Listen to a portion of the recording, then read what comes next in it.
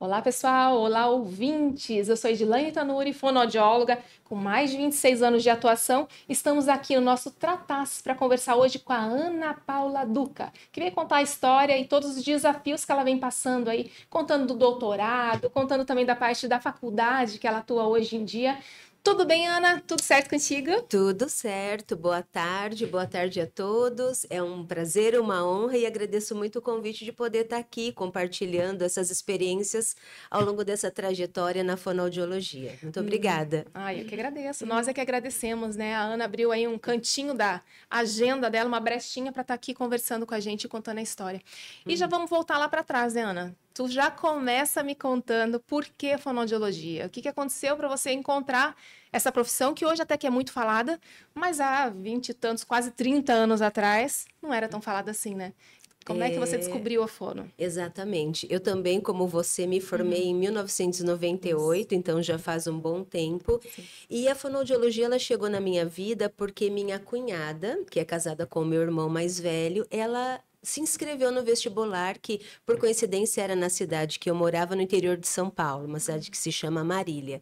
E aí a gente era muito próxima, ela fez essa faculdade, e quando ela se formou, então, mas durante toda a faculdade, e ela contava assim com um brilho nos olhos: olha, eu atendi um paciente, e eu sempre pensei em fazer algum curso da área da saúde, mas naquela época eu falava: fono o quê? Ou diziam: ah, tá, é o médico da voz, né? Ah, tá, eu sei o que é. Aquele que trabalha com as crianças que não falam. Então, era pouco conhecida. E por conta dela, da ênfase que ela deu nessa profissão e depois também, assim, da trajetória, me encantou. E aí eu também fiz a mesma faculdade que ela fez lá no interior de São Paulo. Em fonoaudiologia. Então, tu começou em 95, é isso? 94, né? Foi o 94? vestibular. Isso. 94 a 98. Ah, 98. Que bacana. E quando você fez a faculdade, para que área que você achava que ia seguir? Você fala, puxa, eu vou fazer isso quando eu me formar. E realmente seguiu ou não? Para onde teus olhos brilhavam na época? Pois olha, meio parecido com o que depois eu cursei, mas, enfim, na época, nos primeiros anos da faculdade, eu sabia que eu não gostaria de trabalhar, mas hoje eu até já gosto disso, com a parte da fonoaudiologia educacional. Eu falava: eu acho que eu não me identifico muito com essa parte muito pedagógica, e enfim, hoje eu trabalho com educação, né? Sim. E eu gostava muito, eu também ainda gosto hoje da área de audiologia, porque eu acho que é uma área que é muito objetiva. Sim. Então, você estuda, você vai lá, atende o paciente de uma forma objetiva. E a parte que depois eu até fui fazendo a especialização, eu falava, eu até gostava um pouco que era disfagia, mas eu tinha quase certeza que eu trabalharia com audiologia, que acabei trabalhando, mas não tanto assim também.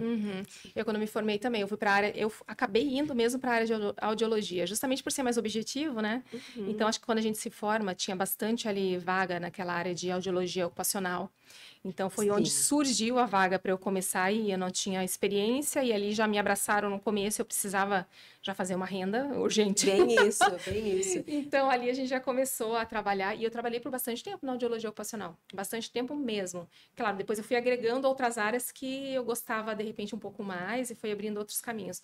Mas eu comecei trabalhando para outras pessoas, depois eu abri meu consultório, aí junto com o meu consultório, também trabalhando com outras pessoas, atendi também no SESI, atendi em vários lugares, dando palestra, e aí fui abrindo com a audiologia, aí sim, depois eu consegui ir para as outras áreas que eu queria, por exemplo, voz, MO, que era meu sonho de consumo. Sim, Assim. e sabe que você estava falando sobre a audiologia e eu estava me lembrando da questão da área da voz, que também é uma área que é muito objetiva, porque Sim. você tem que entender lá de toda a anatomia da laringe, que é uma anatomia objetiva, os movimentos ali dos músculos, que eu também acho muito interessante, a fisiologia, e aí é isso, baseado naquelas pessoas que a gente são referências para a gente há muitos anos, né? Então, assim, na época era o Dr. Paulo Pontes, Mara Belal, Silvia Pinho. Então, eu também gostava muito da área de voz, porque eu vi, assim, que quando a gente atendia, o paciente tinha uma melhora rápida. Sim, e acho então, que isso que eu também sempre gostei. Eu falo viu? que nós temos em comum temos, isso. a gente vai descobrindo, né? Exatamente. Então, é Legal. justamente isso, essa objetividade que sempre fez brilhar os olhos, né? Então, você Uhum. resolveu o problema, às vezes, rápido. Então, você fala, olha, tem gente que gosta de enrolar, né? Demorar um pouco mais. E fala, gente, eu Sim, gosto de ter resultado rápido. Ah, eu mas também. Uhum. aham, mas não, mas aí tu vai dar alta pro paciente antes. Fala, não tem problema, eu quero que ele fique feliz e dê alta, depois a gente acompanha, depois vão vir outras pessoas e tá tudo certo, né? Então, Bem isso. são perfis de consultório diferentes, né? Sim, Diferentes de uma sim, afasia, às vezes, sim. né? De uma Uhum. linguagem, Uhum. né? De hoje em dia EUTEA, né? Que também acaba que tu não consegue dar uma alta rápida para esse paciente, né?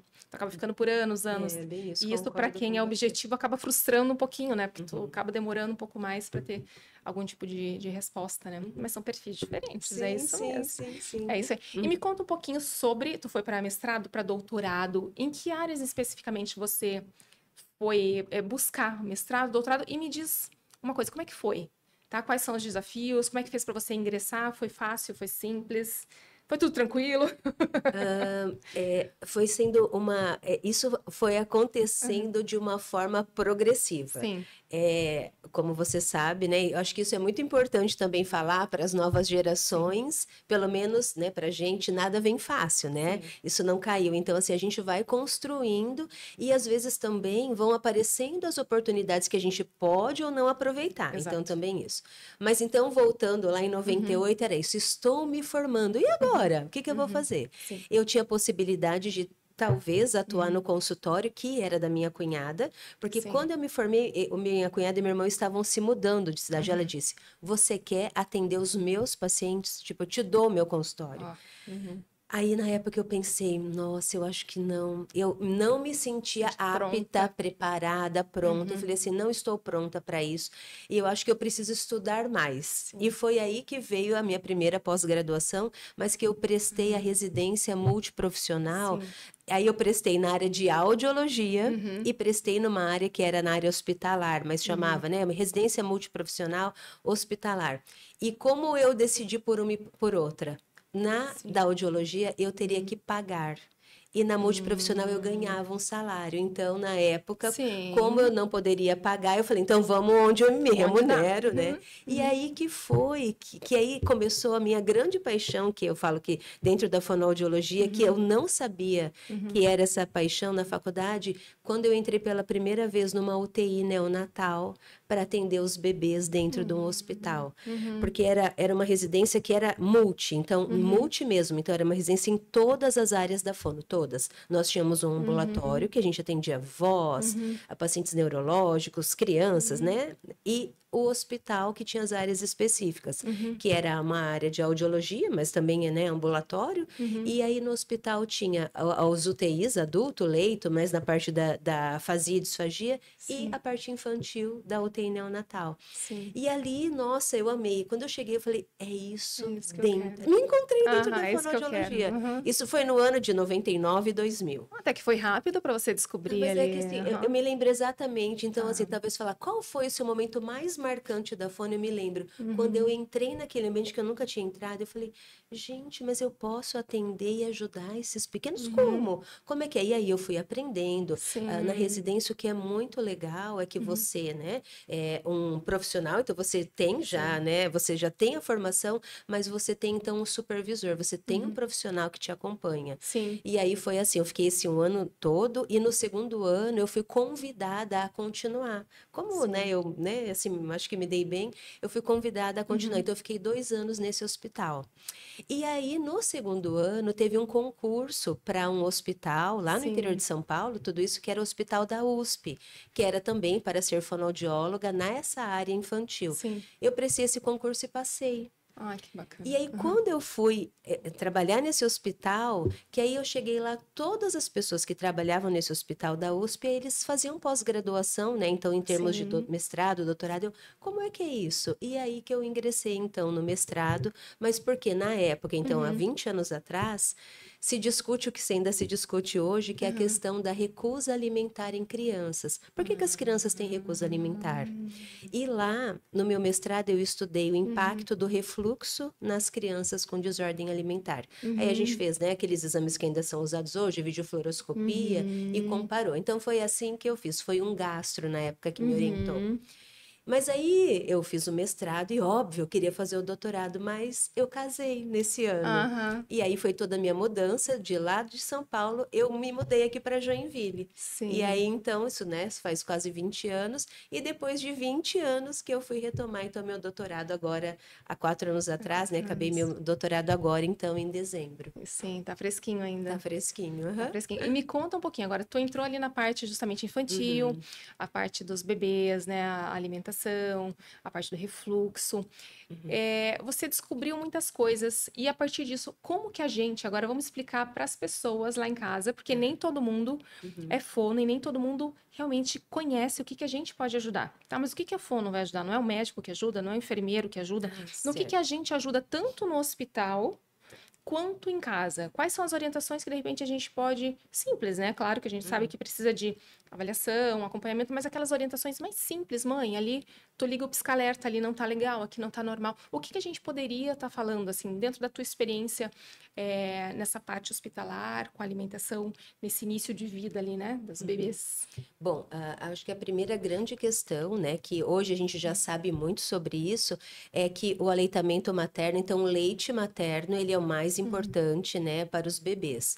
Na ausência do aleitamento materno, porque também a gente sabe, né, Edilene, que não são todas as mães e todos os bebês que podem ter uma amamentação plena. Sim. Por N motivos, né? Uhum. Existem doenças, existem bebês com dificuldades motoras Sim. mesmo, existem mães que têm uma baixa produção de leite, existem mães que têm Uhum. problemas anatômicos na mama. Então, Uhum. assim, quando a gente tem um problema, a gente tem que intervir. Mas na Uhum. ausência de problemas, a gente Uhum. sabe, o aleitamento materno é a primeira opção da nutrição do bebê, Sim. né? E aí, então, na ausência, né, do aleitamento materno, quando a gente vai usar, então, bicos artificiais, que isso eu sempre acho que é bastante polêmico a gente Uhum. falar sobre isso, a grande questão é a gente tem que manter o bico como ele vem de fábrica. Porque às Sim. vezes, muitas vezes a pessoa olha e fala: Nossa, esse bico é muito pequeno, eu vou aumentar o furo.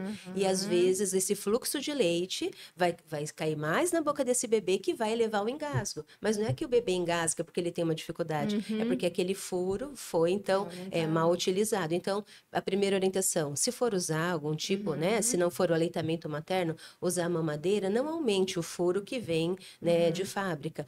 Use o leite, né, artificial conforme a orientação do pediatra. E também o que é muito importante, nunca dar tanto a amamentação Uhum. como a mamadeira para o bebê deitado, que é a grande Uhum. questão também que pode evitar esses engasgos e o próprio refluxo. Uhum. Além também, né, que esse leite pode refluir para o ouvido e Uhum. muitas crianças também têm otites, né, que são aquelas infecções de ouvido e a gente não percebe. Então, qual é adequado? Sempre a cabeceira da criança tem que ser mais elevada. Ah, o bebê está dormindo, coloca um travesseiro embaixo. Então, existem várias coisas que são simples, fáceis, Uhum. e a gente pode fazer para evitar esses engasgos, então, também. Seria Sim, é isso. bem Aham. comum, né? Eu falo que Uhum. esses casos de otite, né, que tu citou Muito agora, comum. é Uhum. muito comum. E por que que dá essas otites tanto em bebê? Tu consegue explicar um pouquinho pra gente? Posso explicar. Então, nós temos, né, aqui na nossa anatomia da face, a gente tem um canal que comunica o ouvido até essa região que é atrás do nariz, a boca, porque lá atrás da boca tudo se comunica, né? Uhum. Esse canal, atualmente, né, o que eu falo que quando a gente estudou era outro nome, mas Sim, se chama tuba tubo auditivo. auditiva. Então, no adulto, olha só, isso aqui ele já está mais, então, vertical. Mas o bebê tem um rosto menorzinho, então esse canal ele é horizontalizado. Então, na hora que o bebê está mamando, se ele está mamando ainda deitado, esse leite que vai lá atrás da boca, ele começa em gotinhas, gotinhas para o ouvido. Não é que vai subir leite, vazar leite, não Uhum. é isso. É um pouquinho de leite cada dia, Uhum. vai nesse canal, que só tem que ter ar nesse canal. Mas aí o leite vai, então, se não tem que ter leite, só ar, esse leite para ali, então ele é um corpo estranho. Então ele vai gerando uma infecção. E essa infecção, também é importante lembrar que ela não tem que vazar. Às vezes a criança ela só coça, e aí assim, o que acontece com essa criança? Não é que ela fica surda, mas ela começa a ouvir um pouco menos. E isso também pode levar, essa criança pode chorar mais, e também, né, como nós somos fonoaudiólogos e Sim. falamos muito da linguagem, essa criança pode ter um atraso para adquirir a fala, porque ela está sempre ouvindo menos, por conta desse leite que foi no ouvido. E isso muitas vezes é assim, sem sintoma, que a gente diz, a Sim. criança também não refere nada, e isso Uhum. poderia ser evitado se também, né? Uma das causas É a então, a posição. posição da amamentação, tanto no peito, né? Como também a amamentação, né? Dos leites artificiais. Isso Sim. também vale quando, né? A criança também tem 6, 7 meses, que usa os copos de transição, né? Porque também a gente vai falar de outro tipo. Por quê? Porque a nossa fisiologia, ninguém come deitado. A Sim. gente não pega um prato de comida e deita na cama. O bebê, então a gente tem que pensar que é Mesma coisa. a mesma coisa. Também Uhum. não é sentado 90 graus, porque ele Aham. também não tem apoio. Então a gente diz ali que é 45 45. graus, Aham. mas seria com um travesseiro embaixo, né? Para ficar mais Mais simples. tranquilo. Uhum, Eu falo que hoje em dia até tem crianças que ainda levam esse hábito da mamadeira até muito adiante, ali, 4, 5, 6 anos, às vezes até sim, mais. E sim. justamente eles usam no momento deitando, né? No momento que vai dormir, no momento que vai descansar. Sim, E isso sim. acaba tendo realmente casos de otite silenciosa, que acaba Exatamente. tendo realmente uma disfunção de linguagem ou de processamento auditivo, Aditivo, né? sim. E que depois fica muito mais difícil para estar revertendo. O tratamento é muito mais complexo, tem que fazer muito mais acompanhamento.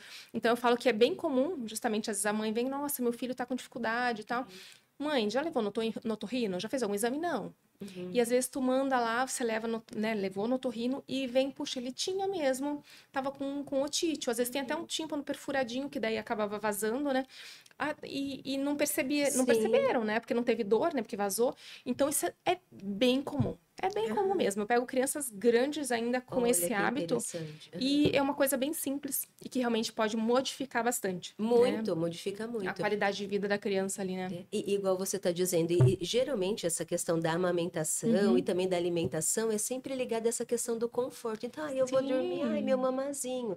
E aí, às É. vezes, os pais, óbvio, eu sempre digo, os pais não querem causar mal para os filhos, Sim. né? Mas seguindo essas orientações, realmente, assim, a Uhum. chance de ter otite diminui muito. Se for uma otite ocasionada por conta dessa questão, né, do fluxo de Sim. leite, então, ali para a tuba auditiva. Sim. Uhum. E falando, entrando um pouquinho ali também, às vezes tem crianças que têm dificuldade de amamentar, justamente por conta do freio também, né? Do Ah, frenuzinho ali, né? exatamente. Sim, E sim. isso também é avaliado no hospital. Como é que funciona? Tu sabe me dizer um pouquinho dessa rotina? Tu fazia essa rotina lá Sim, no hospital que tu também. Sim, trabalhava sim, antes? sim, com Conta um certeza. pouquinho pra gente como É. é que funciona. Bom, então, assim, falando, né, voltando na questão, o que que um fonoaudiólogo pode fazer, então, nessa parte da Uhum. amamentação no hospital ou fora do hospital? Eu sempre digo que a parte da amamentação, ela tem que ser acompanhada, não é só o fonoaudiólogo, então, a gente fala que é a equipe, então, o enfermeiro tem o papel, a Uhum. nutricionista tem o papel, o pediatra, claro, né, que eu falo que é quem coordena a equipe dentro do hospital e também vai acompanhar esse bebê, Uhum. tem um papel, e o fonoaudiólogo também tem um papel importante. Uhum.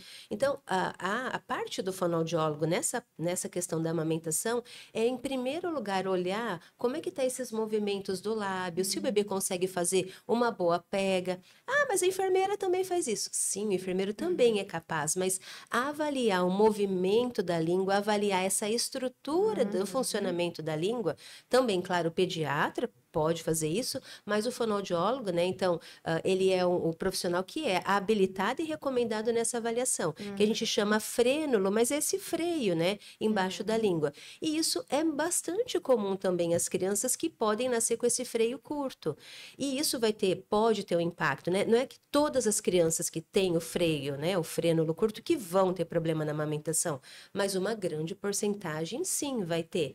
E aí, isso também, se não acompanhado nesse momento, depois vai impactar o quê? A parte da mastigação, porque a língua não vai conseguir movimentar Uhum. de um lado para o outro. E depois, né, ali um aninho e meio, 2 anos, a parte da fala também. Uhum. E já, assim, aconteceu de alguns bebês que não Uhum. foram identificados ou foram identificados quando Sim. nasceu, só que às vezes esse bebê estava com 1 aninho e até com 1 ano não tinha conseguido fazer, né, alguma intervenção, né, Sim. que seja cirurgia ali para liberar esse frênulo. Então Sim. passou essa primeira infância toda ali, Sim. né, dos primeiros meses, sem poder movimentar essa língua adequadamente. Então, Sim. principalmente o fonoaudiólogo faz isso, e nos casos, né, mas não somos nós que vamos fazer a intervenção. Então, isso ficaria a cargo, né, de pediatras e também, né, Uhum. dos dentistas, né? Sim. Os dentistas também fazem a intervenção cirúrgica, quando é o caso, Uhum. mas a fonoaudióloga, ele vai olhar o quê? Então, qual é o movimento, tanto de lábio, quanto de língua, quanto Uhum. da parte da deglutição,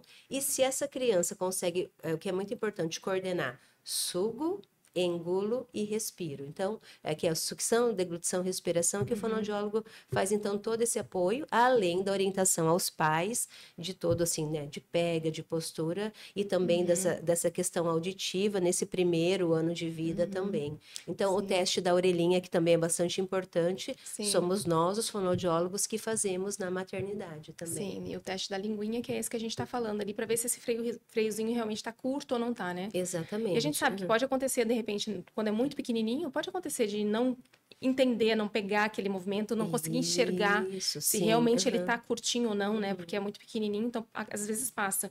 E eu falo assim, já aconteceu para mim, tu falou ali de criança com 1 ano, 2 anos, mas já aconteceu de vir adultos para mim com esse frênulo curto. Ainda com a língua em bifurcação, né, que a gente fala, e com certas dificuldades em fonemas em específico, então, e também a parte de voz, porque daí acabava travando toda essa musculatura e ele não conseguia soltar, não conseguia falar, não conseguia articular de maneira correta. Elevada, né? Exato, então não conseguia fazer esses movimentos. Então, assim, depois de adulto mesmo, 20, 25 anos, aí sim a gente pedir para o dentista, né, para o médico intervir e falar, olha, a gente precisa fazer, porque senão só nós, no caso, né, a gente não conseguiria alongar tanto assim esse freio, porque realmente ele estava muito curto, né, ele não estava naquele intermediário, ele estava muito curto. Então, assim, se tem alguma dúvida, né, Ana, eu falo assim, tem alguma dúvida realmente se esse freio está curto ou não, então procura ali um fono, né, ou se você vai no dentista, pede para ele dar uma olhada, de repente ele te encaminha um profissional para verificar se esse freiozinho não está atrapalhando, porque justamente esses desvios articulatórios são bem comuns por conta da língua, né,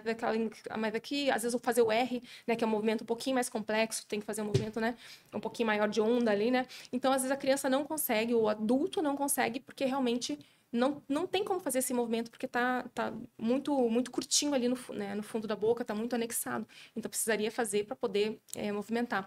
Um caso muito interessante também que eu tive, Ana, essa é curiosidade, olha só. Eu também tive alguns casos, esse veio para mim, adolescente com 17 anos, mais ou menos, ele veio porque ele não conseguia beijar. Olha. Eu ia falar adolescente, já sei. Então, eu falo assim, gente, e assim, é comum, acontece. Então, poxa, ele não conseguia beijar. Então, a mãe trouxe porque ele não conseguia dar um beijo de língua, olha só. E ele não conseguia desenrolar os namoros dele por conta disso. Então, ele veio. E ele já tinha feito a frenectomia, frenectomia, cada um fala de um jeito, mas ele já havia feito em outro momento da vida. E ali a gente pediu de novo, falou, olha, não foi suficiente, não está ainda adequado, a gente precisa rever.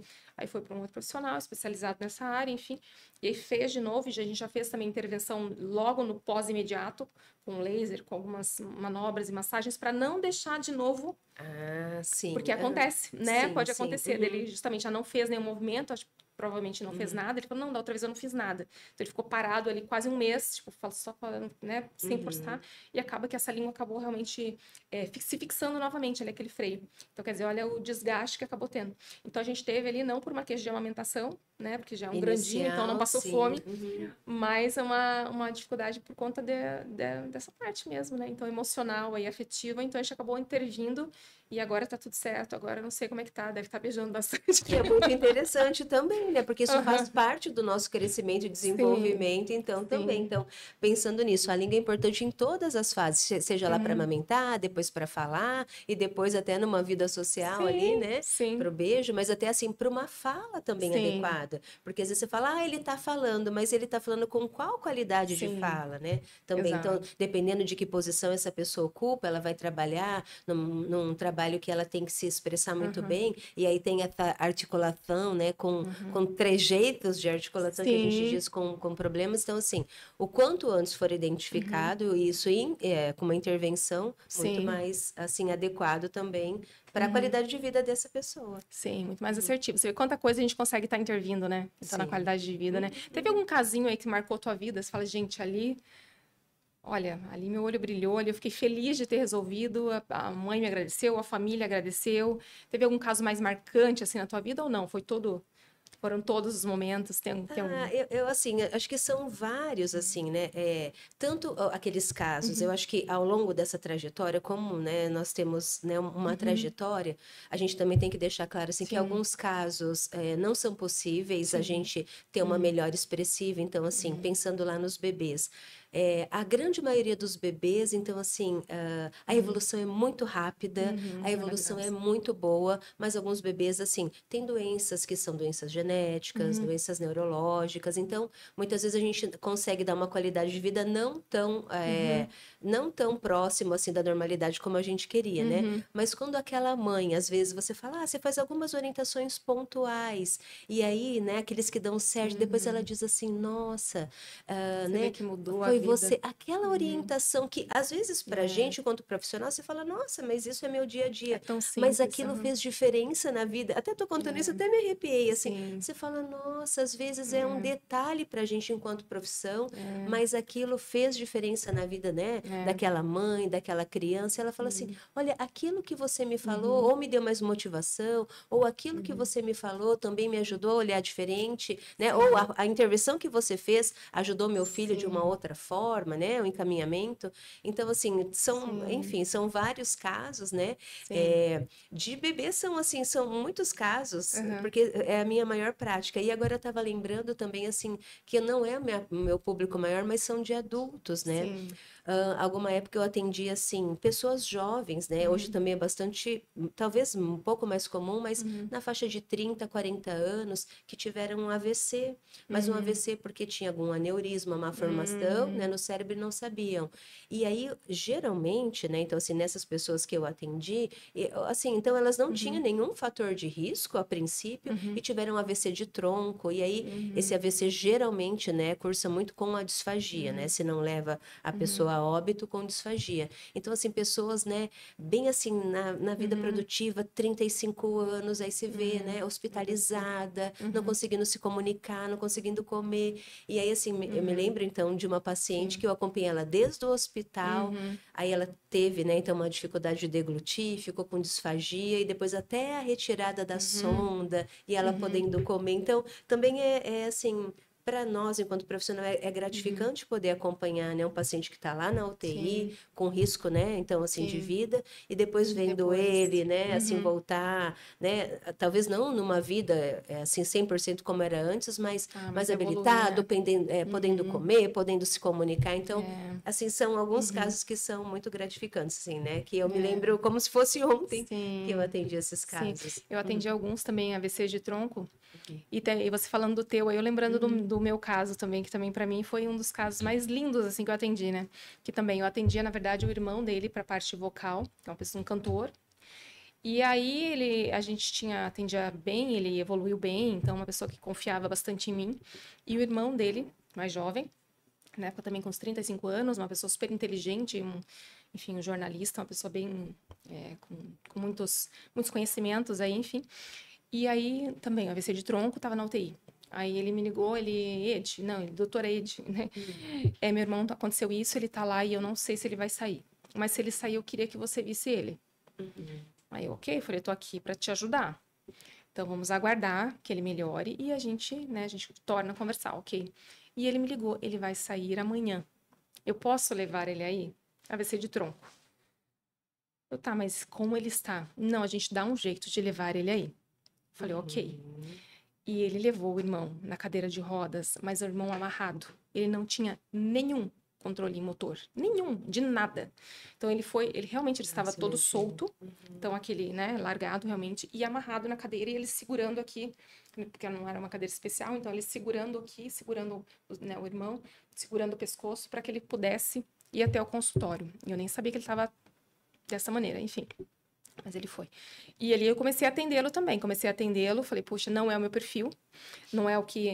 não o meu perfil, não é o nicho que normalmente eu atendo, que é um nicho de disfagia, mas ele não tinha oralização nenhuma, enfim, nenhum controle. Falei, não, então eu vou ver o que eu posso fazer e conforme for, a gente vai orientando e vai para outros profissionais também. Isso já faz uns 10 anos. Já vai para outros profissionais, a gente vai encaminhando. Ele falou, não, mas eu confio que tu acompanha. Falei, ok.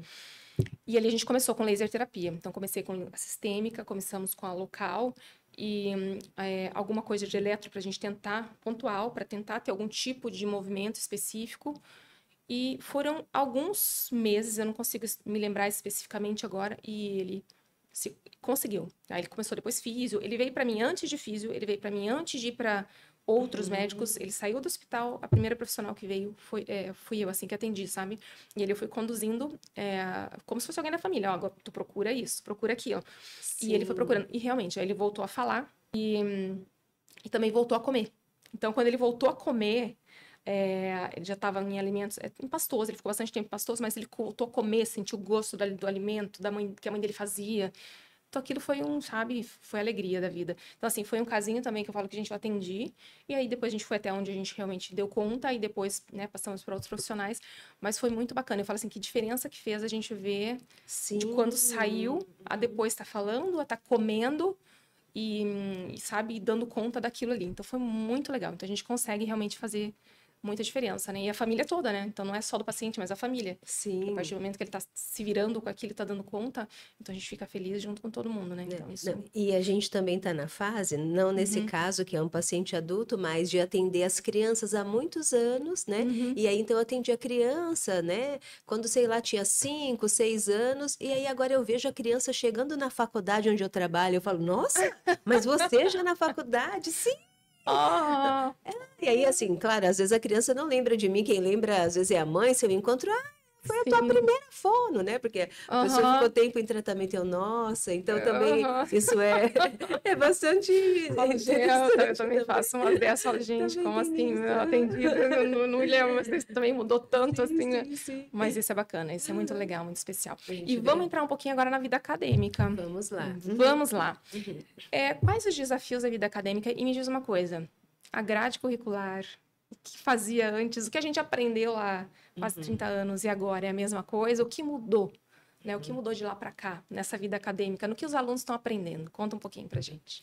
O que eu percebo, né? A fonoaudiologia, de quando nós nos formamos para hoje, ela é outra profissão. Sim. Né? Então, eu não me recordo exatamente quantas áreas tinha lá no começo, eu acho que eram as 4 áreas básicas, né? Que era audiologia, voz, motricidade e linguagem. Sim. E hoje a gente vê, então, assim, 14 áreas, né? 14, daqui a pouco já vai vir, talvez aí uma 15ª área. Então, a fonoaudiologia, ela foi crescendo em termos de cientificidade, vamos pensar, porque ela é uma ciência, ela é uma profissão, ela é uma ciência, então, com respaldo científico, baseado, assim, em muito estudo, né, de pessoas que gostam de estudar isso também, e pessoas também que estão na clínica, que estão colocando a mão na massa, porque eu acho que a ciência também, ela serve para quê? Para trazer as descobertas para que a gente possa beneficiar o nosso dia a dia, claro, né, o nosso paciente, e aí, assim, também alavancar a nossa profissão. Então, eu vejo que essa fonoaudiologia, de lá de 30 anos para agora, ela é muito diferente em termos de abrangência. A matriz curricular, né, a gente estava até conversando um pouquinho sobre isso, nós temos, então, diretrizes, que a gente diz, as nossas diretrizes curriculares. Elas são de 2002. Então, se a gente for pensar 2002 para agora 2025, então são muitos anos. Porém, apesar de ter essa matriz que é lá, o que nós colocamos nessa grade horária já são, talvez, temáticas atualizadas.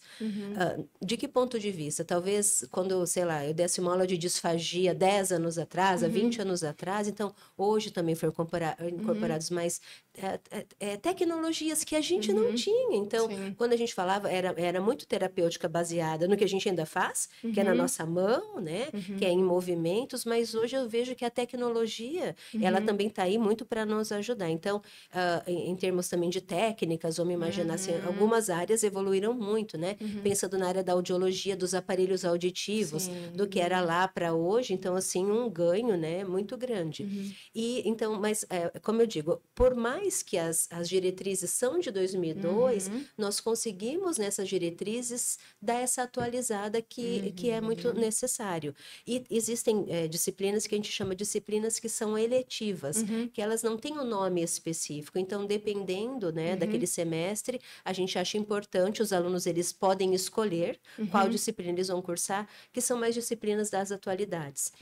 Como, por exemplo, eu acho que hoje em dia não tem como nós não nos formarmos sem discutir a questão dentro do espectro do autismo. Sim. E lá, há muitos anos atrás, quando a gente se formou, a gente falava do autismo tanto quanto a gente falaria de alguma outra dificuldade de linguagem. Fazia Agora, parte no contexto, não era uma então, coisa era específica. tananana e autismo. O Sim. autismo. Então, agora hoje não. Então, pensando dentro desse rol né, dentro do espectro do autismo, né, de todas as classificações, de todas também as técnicas terapêuticas. Então, assim, isso teve uma, assim, por mais que a disciplina se chama linguagem ou patologias da linguagem, então, a ênfase que se dá hoje é muito maior do que quando a gente via atualmente. Então, eu penso que, por mais que a gente, né, existe na atualidade, mas atualidade, assim, desde 2018, existe já uma nova matriz curricular.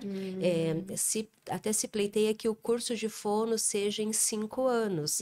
Mas isso, então, assim, existem instâncias, né, em questão do MEC, o Conselho Nacional de Saúde, o Conselho Nacional de Educação, até depois também, assim, uma consulta pública para que isso seja aprovado e isso venha novamente, então, para as faculdades, para que seja colocado, então, né, em vigor. Mas, então, ainda não está em vigor Ainda essa não. nova matriz, essa nova possibilidade, mas existe um estudo sim. para que seja, então, um curso de 5 anos. Quando eu fiz, era integral. Quando você fez, era integral Também também. integral. Então, tinha ali as matérias, né? Então, a gente tinha a grade, de repente, de manhã. E a parte clínica, à tarde. Então, a Sim, gente os tinha... estágios eram no contraturno, Sim. sim. Então, tinha bastante... Até quando eu fiquei sabendo, poxa, 4 anos só, ainda meio período, gente, tá muito fácil isso. Sim, eu também tive, né, a Aham. mesma percepção. Sim. Mas então existe agora, né, esse retorno, porque a gente sabe, assim, a teoria ela é muito importante, né? Eu sou uma Sim. pessoa teórica, eu gosto muito Sim. também de estudar. E tudo bem, você pode ficar no Sim. campo da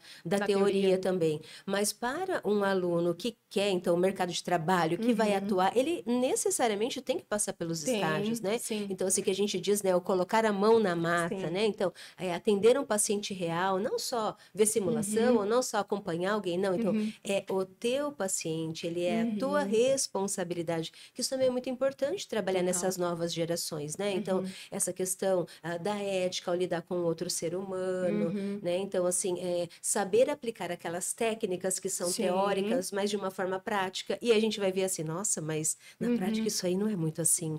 Nossa, é assim, mas aí que você vai dando a sua pessoalidade para a fonoaudiologia, Exato. né? Porque, né, por mais que você também estude, você siga a técnica X, mas é a técnica X sendo aplicada pela Edilane. É diferente. É diferente. Então, assim, e cada pessoa que a gente diz, cada ser é único, então você usou a mesma técnica, então ela chegou 2 pacientes para você usou para aquele, nossa, mas nesse não deu tanto resultado, e no outro foi super bom. Então, isso a gente aprende como? Experienciando. Ninguém pode ir lá, eu vou dar aula sobre isso, então assim, nossa, não deu certo, não. E aí, eu vou tentando. Eu acho que isso que é, assim, que é interessante, né? A gente vai aprendendo, óbvio, com os erros, talvez muito mais com os erros do que com os acertos. Os acertos, eles são bons, assim, porque eles nos dão aquela motivação, né? Poxa, nossa, ok. Nossa, que legal, eu ajudei importante alguém. também para motivar a gente também, né? Os Motivar, acertos nos motivam, mas os erros, eles nos levam à reflexão. Nos né? levam ao Então, crescimento.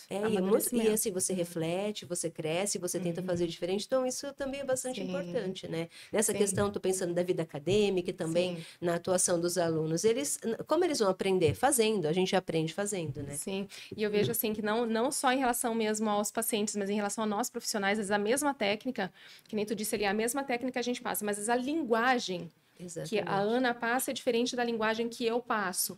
Então, assim, quer dizer, de repente dá mais certo com um tipo de linguagem. Às vezes não é só o exercício, porque tu vê ali bem isso na teoria, olha, fazer tal coisa de tal maneira, ok. Mas como eu explico quais os ganchos, quais os gatilhos que eu uso para o meu paciente de fato entender e fazer, isso é a virada de chave. E isso a gente só vai saber fazendo.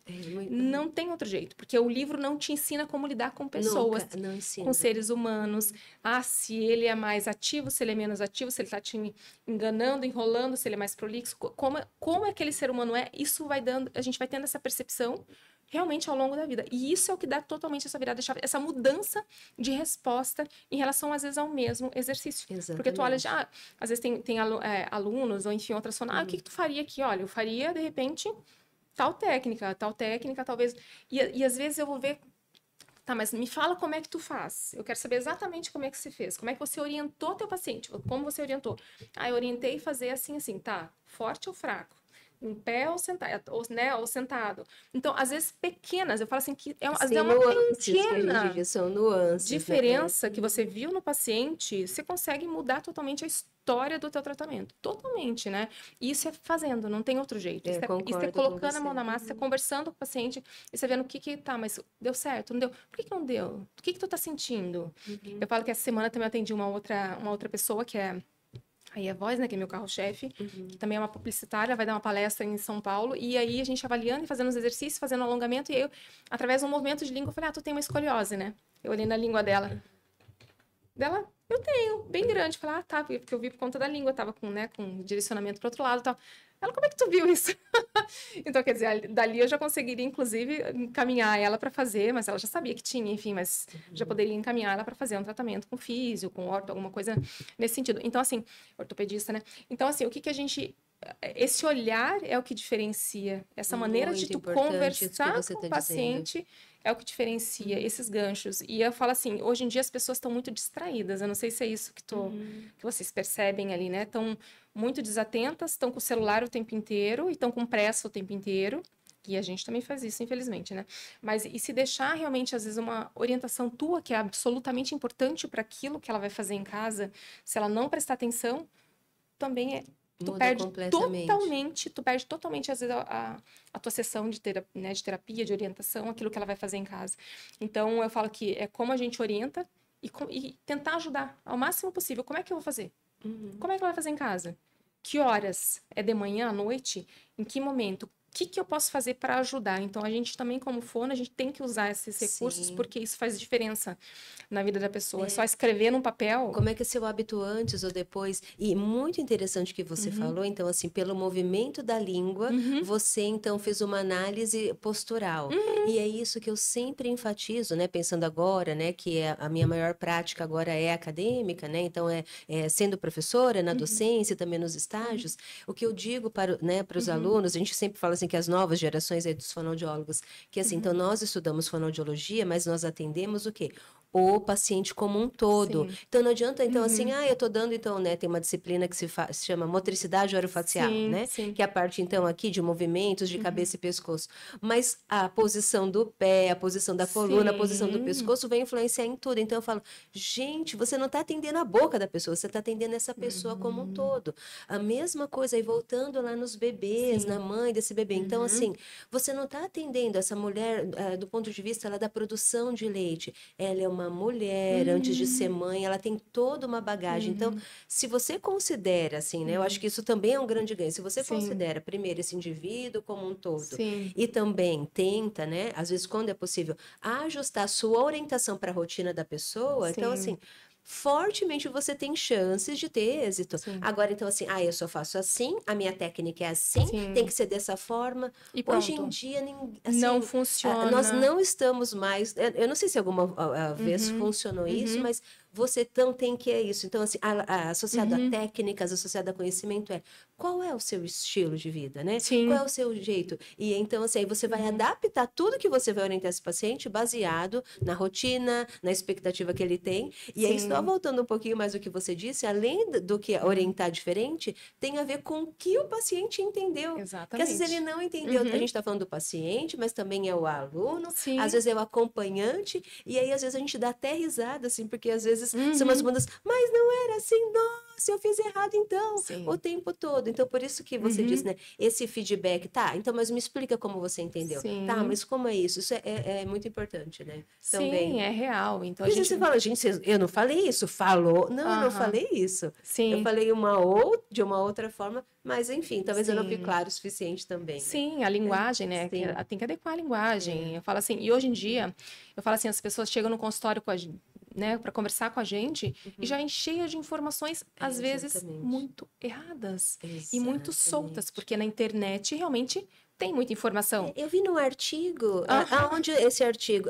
No Instagram. Não, então Aham. vamos lá, né? Como foi feito esse artigo? Sim, Qual foi a população desse artigo? Então, qual é o sim, número de pessoas desse artigo? Então, assim, é olhar esse resultado do artigo a sim, fundo, porque às vezes não tem absolutamente nada a ver com a rotina da pessoa sim. e ela quer se adaptar. Isso é bastante comum Sim, já mesmo, chegam né? sabendo, às vezes, Sim, exercícios, sabendo alguma coisa. Eu tô fazendo, já faço isso.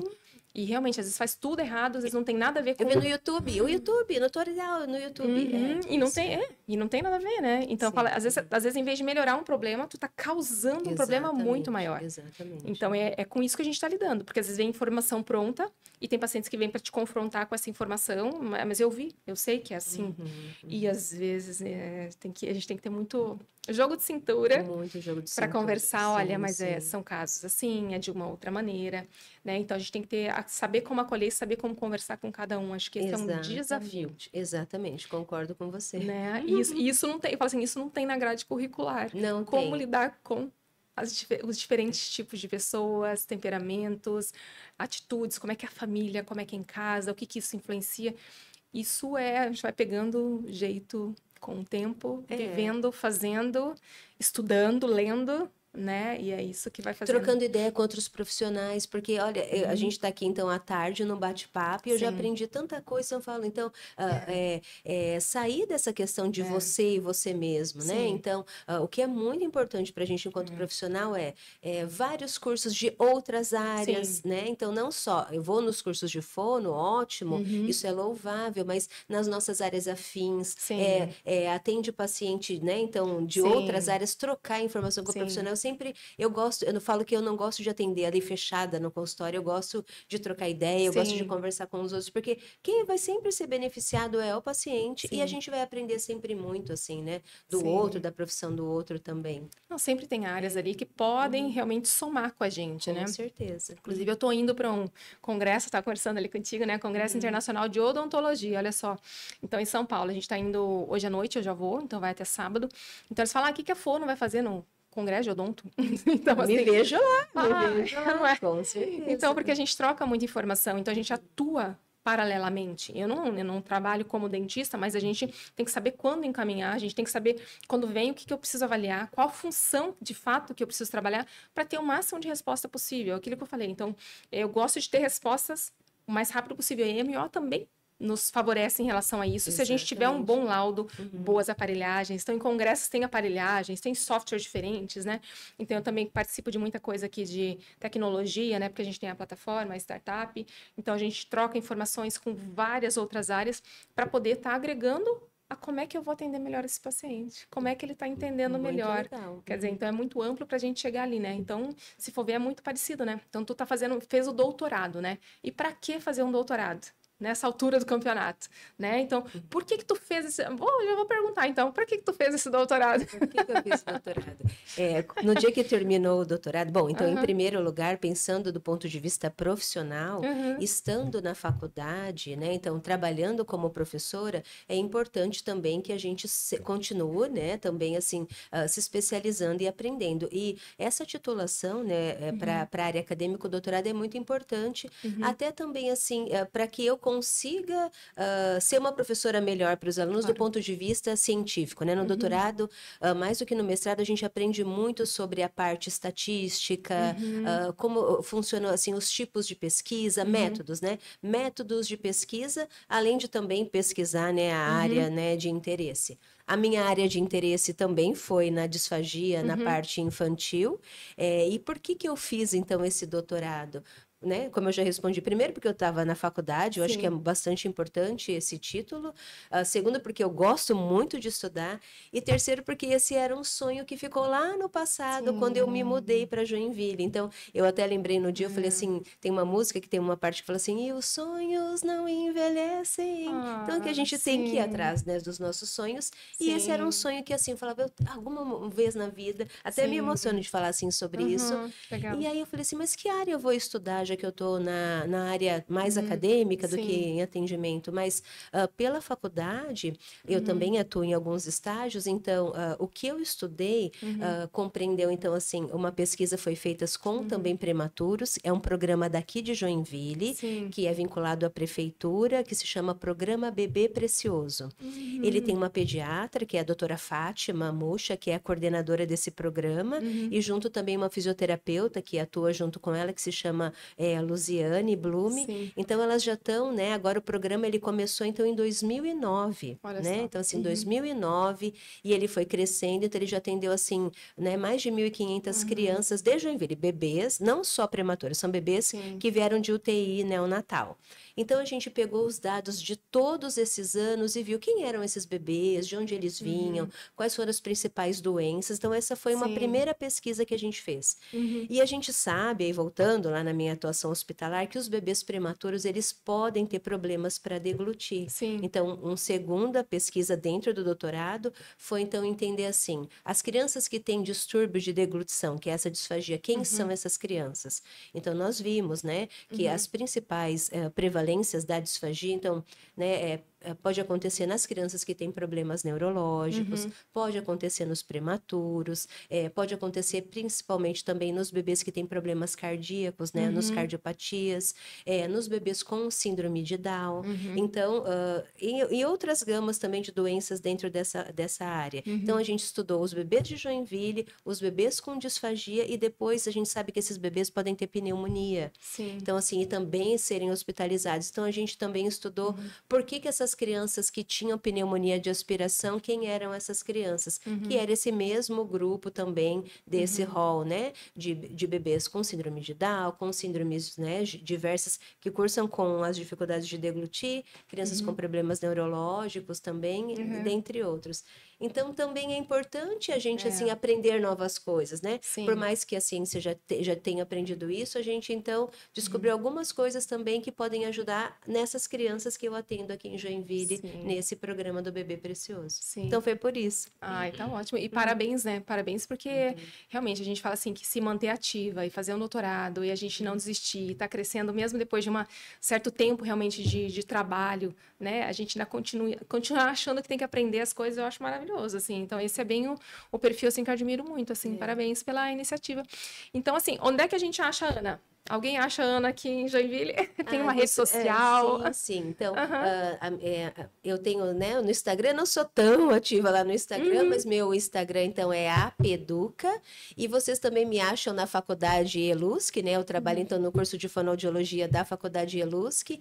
E aí, então, o Instagram do curso de fono é @fonoielusc. Então, sempre eu tô lá, tardes e noites, na Faculdade ELUSC, que fica, então, no Saguaçu, no campus do Saguaçu. Tá? Agradeço demais a tua presença, agradeço esse posicionamento, agradeço esses ensinamentos que você deu aí para mim e para tanta gente aí sobre, né, sobre a disfagia, sobre a aprendizagem. Sou eu que agradeço, né? Então eu falo que a gente sempre tem que se colocar na vida como uma assim, é o meu lema, assim, numa posição de aprendiz, né? Então, eu acho que quanto mais a gente acha que a gente sabe, a gente fala, nossa, a gente não sabe tudo, né? Então, acho que se a gente, assim, se coloca numa posição de humildade e sempre quer ajudar as pessoas e aprender, eu acho que as coisas vão dando certo, assim, pra gente também, né? Nesse sentido. Então, eu agradeço a oportunidade de estar aqui. Foi um desafio, mas eu acho que valeu, deu certo. Ela disse que é tímida, não gosta de falar, eu acho que ela mentiu. Enfim. Mentiu, mas obrigada, tá, Ana? Obrigada a você. Obrigada a vocês que nos acompanharam até aqui. Nos sigam, dê o seu like, comentem, sigam também a Ana e estamos aí para compartilhar muito mais conteúdo sobre a fonoaudiologia, sobre atendimentos, sobre aí marketing, sobre tudo que envolve aí a nossa área de fonoaudiologia, o crescimento, para que vocês também possam crescer juntos com a gente. Até mais, até o próximo.